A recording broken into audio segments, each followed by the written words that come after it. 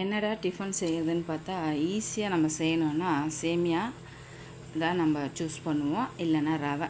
இன்றைக்கி நான் சேமியா தான் எடுத்திருக்கேன். சேமியா கிச்சடி மாரி பண்ண போகிறேன். சூப்பராக இருந்துச்சு. அதுக்கு எண்ணெய் ஊற்றி சோம்பு போட்டு பட்டை லவங்கம் பிரிஞ்சி இலை சேர்த்துட்டு கருவேப்பிலை, அதுக்கப்புறம் 2 பச்சை மிளகாய், ஒரே ஒரு பெரிய வெங்காயம் சேர்த்து வதக்கி எடுத்துக்கோங்க.